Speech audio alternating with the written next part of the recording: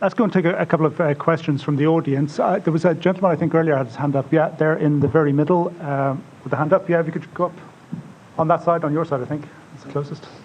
I'd normally try and group a few questions together, but we've only got the one mic and it's a bit hard to get people in and out.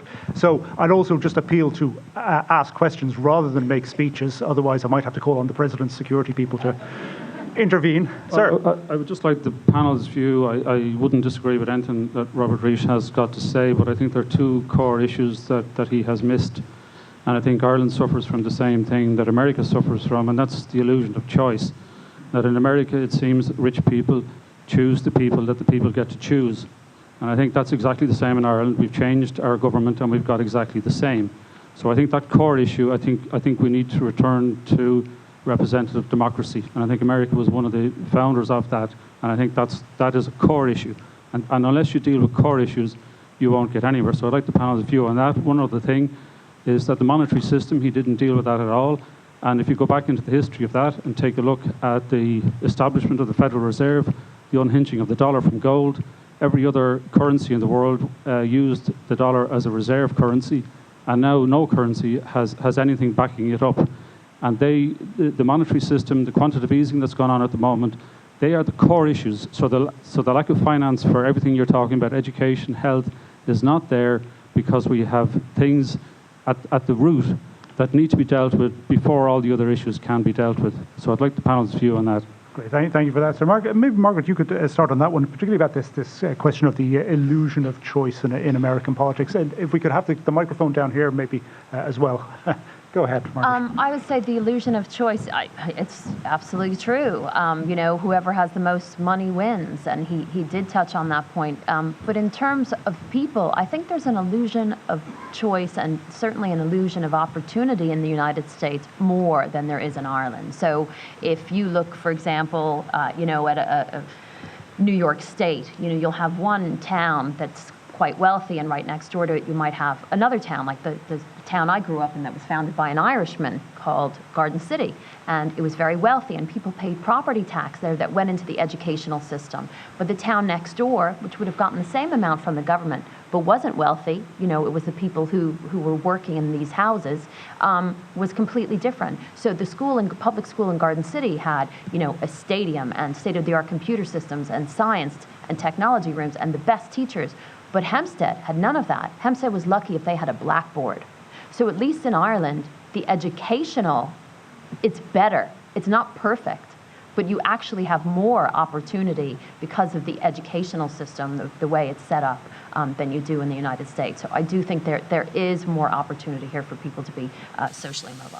Nat, could I ask you to come in on these issues as well? I mean, the monetary system, I think you need a whole separate movie on that one. I don't know whether you want to say anything real quick about that. I've got loads of things to say about the decoupling of the dollar from the gold standard, but it's probably not for this. I spent 3 hours on Saturday morning at Trinity listening to a guy talking about that, so I'm slightly phobic to it at this stage. But I suppose just to touch on the money briefly, I think what Reich pointed out is the vast financialisation that has gone on the economy, that you've got to shift away, deindustrialisation, move away from manufacturing, and the role of debt and debt instruments, the role of hedge funds, shadow banking and other financial aspects of the economy, of course, has grown GDP without creating jobs, and has grown profits and salaries, again, without having any benefit to the real economy. So that financialisation versus real is, I think, where I would go in beginning to talk about the monetary question, and that there's a lot more one could talk about. On the illusion of choice, I mean, it's an Irish-American, Tip O'Neill, who said all politics is local. And I think part of our problem in Ireland is that our local government is practically non-existent. In the European average, local government manages about 10% of public money. In the Nordic countries, in some cases, over half of public money is managed locally. So you can see the people who are making decisions about your hospitals, schools, and other services locally. You know where they live. Their kids went to school with your kids. There's many more people involved in politics, but at a local level, where it's more open, people can get involved. Here, 2% goes to local government. And as a result, we have a hugely centralised political system with too few people involved in politics. And perhaps we have too negative a view of politics, in the sense that we don't want politicians to have expenses. And of course, advisors are considered expenses. So every government comes in and has less advisors. Or we don't want to give funding to political parties, and then we wonder, where those brown envelopes are coming from. I mean, there is an argument for saying, well, what do we want politicians to do? How can we professionalise our political system right across the board? And I suppose I'm biased. One of TASC's contributions is to say it's a numbers issue. The numbers have to add up. The political parties need policies which are rooted in evidence, which are rooted in a value system, and the value systems can be different. But at the end of the day, they have to be open about the evidence, about the argument, about what they're doing, why they're doing it. And I think we need more of that kind of politics in Ireland if we're going to get over the illusion of choice. And the final word in that, of course, is that politics is not over there, Reich said, it's here. Everybody has to say, well, are you willing to get involved in politics, even to the extent of reading some of this turgid stuff that the Troika has produced in order to get to the bottom of it, to understand what's actually going on in our political system. Another question from a lady here at the front, please. Here's the question, because I'm genuinely puzzled, and it depends. I'm interested in the question about the illusion of choice. Which gateway do you come in? Are you looking at the politicians to sort this out? Are you looking at the capitalists in Davos to be aware? My puzzlement, my question is, we all have a vote. What is wrong with the system? The 1%. What are all the other people with the votes thinking of? What are we doing? How can we, in the 21st century, with all this IT and communication available to us and globalisation, how can we not communicate to each other simply what's in our basket, what's happening kids, what's happening elders? What is wrong with us? Colm, you're a comedian. You obviously have the answer to this question. I think it was already said, politics is local. People tend to vote for the people that they like. We don't do big change here. Like the last election, just roughly speaking, elected roughly the same type of people. We just got sick of the personalities of the previous government. I think it's because we're not really. You think about the squeezed middle getting together and acting coherently to change the system. The thing is about the squeezed middle is they don't have time. Or at least they have a feeling that they don't have time because they feel that they're squeezed both in terms of the time they have to spend looking after children and working all the hours or whatever. So there's a lack of a coherent kind of, I suppose, movement. And the Occupy was probably too far off to one side for some people. It's kind of like, we don't protest in this country. Ardal O'Hanlon has a great line, like why would you go fighting a guard in the morning that you're playing golf with in the afternoon? Because it's such a small country. We don't. We don't move quickly when it comes to our opinions of the establishment because we're very conservative. Whether we think it or not, we are very conservative. Marie. Just on the whole illusion of choice, I believe there is choice in the Irish political system, but I think that lady hit the nail on the head. Individually we just have one vote, but it's the power of a number of people coming together to vote in a particular way, because people say politics is the art of compromise. Well, really, government is the art of compromise, because if we vote in a coalition government, then of course the party that we voted for is not going to fully get its own way. It has to compromise with the party it's in coalition with.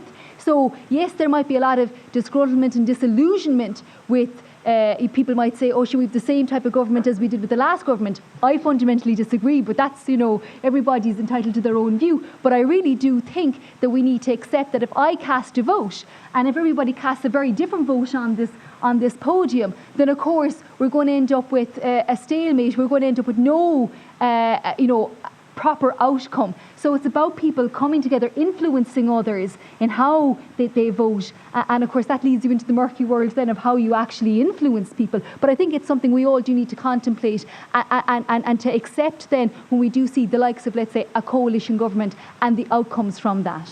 Next question's over here. The one thing I noticed from the film was the massive impact on families that financial constraints have. And as an Irish mammy and a teacher, I feel that it's something that we really need to be aware of, how the next generation are being seriously affected by this massive anxiety within families. As a teacher, I'm mixing with adolescents and their parents, and the level of anxiety that's impacting on the classroom is just phenomenal. Parents who are probably middle-class parents who haven't been equipped with this ability to deal with this are completely consumed by making the next bill. And as a result, then they don't have the time and ability to empathise with teenagers and their difficulties, because they are totally consumed and stressed by this bill, that bill. And as an Irish mammy, I can totally relate to that. It's all consuming, and it's going to have a devastating effect on the next generation. As an Irish mammy yourself, Colm, would you like to pick up the baton on that one? Well, I certainly wouldn't disagree with you. I think we talk about political choice, and one thing we could do is, and this, in a way, the conversation about inequality is a relatively new conversation, because the metrics that are used to describe government's progress is often in terms of GDP increases or the kind of stats. Whereas maybe we should be looking for our politicians to tell us what have they done about, like there's an actual number that describes inequality. It's called the Gini coefficient. People may not have heard of it. Some of you may have heard of it, but you've all heard of GDP. But in fact, the Gini coefficient is probably more important, because it means it measures how unequal a country is.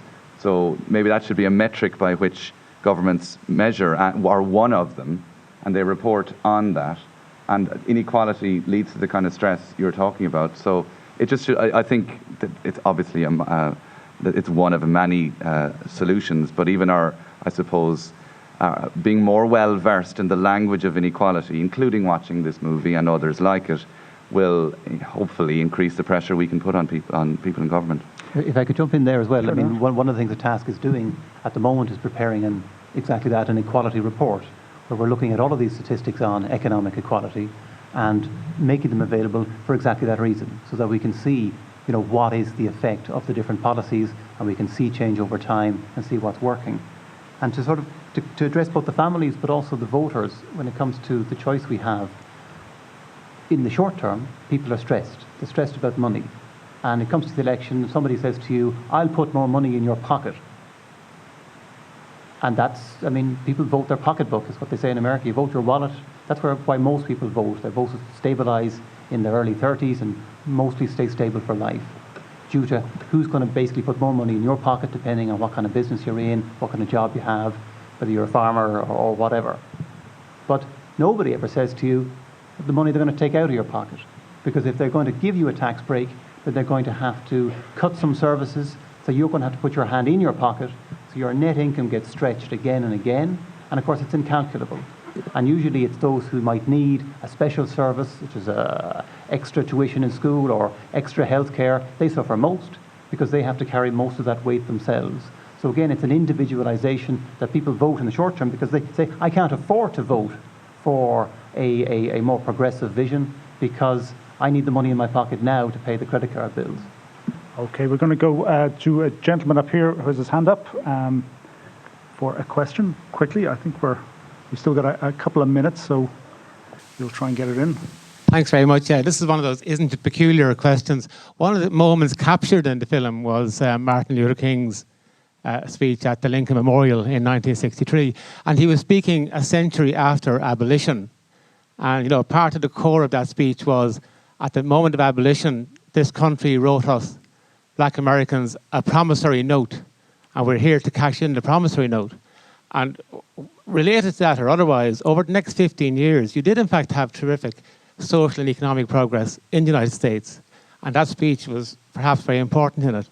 So I'm relating that to the notion that over the last fortnight is the centenary since the lockout of 1913 actually fizzled out. You know what I mean? So it's the same similar period of time has passed.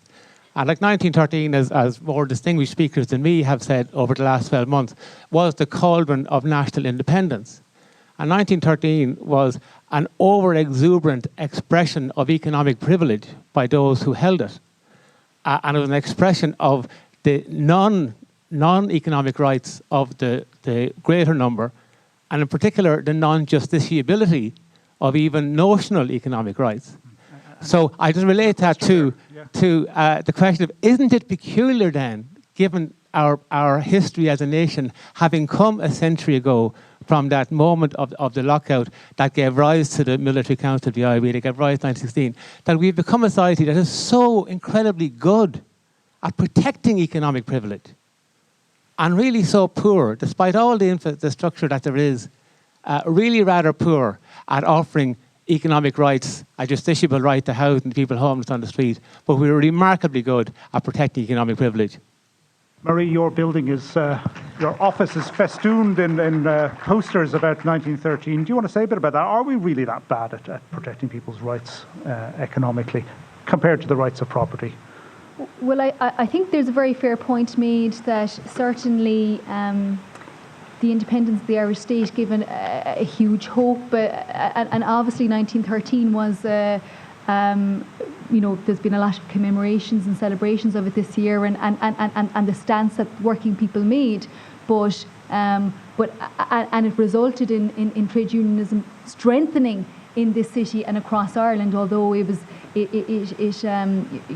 very badly impacted by the long war over the winter of 1913 and into 14, but ultimately led to a stronger trade union movement. But I suppose just that general period, it was a time of great hope, particularly 1916, 1922, that that the new republic. And again, there are others here who've spoken about this.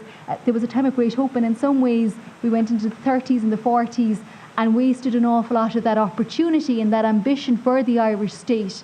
And we've never been a state to do things rashly.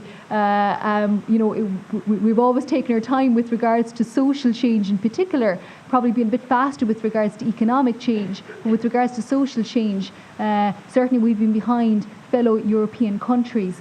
And yes, we're 100 years on from the 1913 lockout, and there have been great achievements made, and particularly I must say with regards to membership of the European Union in 1972, or the European Community as it was at the time. That certainly assisted the fight within the Irish Union movement to try and push for workers' rights and social rights that were previously unthinkable in this country.